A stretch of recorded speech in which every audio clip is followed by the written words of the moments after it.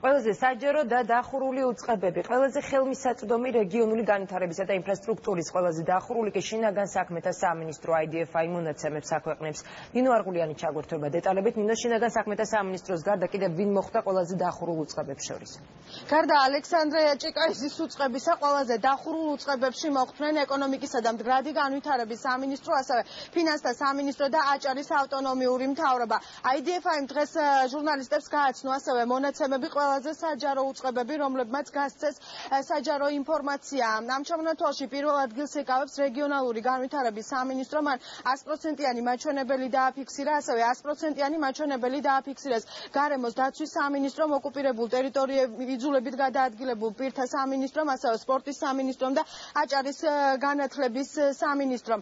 დღეს ორგანიზაციამ ჟურნალისტებს უთხრა, რომ ბოლო რამდენიმე ხნის განმავლობაში მათ 29 საჯარო უწყებიდან გამოითხოვეს საჯარო ინფორმაცია და შეიძლება მთლიანობაში ითქვას, რომ წინა წელთან შედარებით 14%-ით არის გაუარესებული საჯარო ინფორმაციის გაცემის ხარისხი.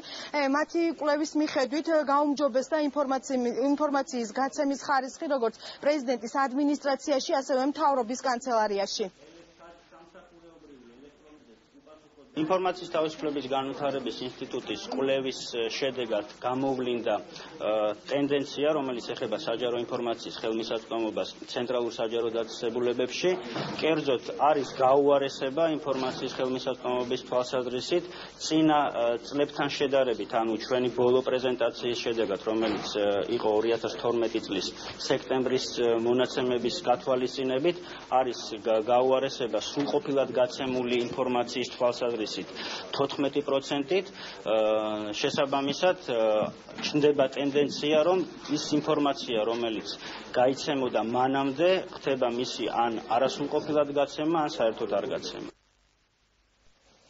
ფონდი ღია საზოგადოების ფინანსური მხარდამჭერით მომზადდა აღნიშნული დოკუმენტი და სწორედ ფონდი ღია საზოგადოება არის ერთ-ერთი აქტიური იმ ორგანიზაციებიდან, რომელიც ჩართულია კანონპროექტის დახვეწაში, რომელიც ითვალისწინებს საჯარო ინფორმაციის გაცემის ხარისხს. ქვეყანაში შეგახსენებთ, რომ ამასთან დაკავშირებით აქტიურად მუშაობს იუსტიციის სამინისტროც.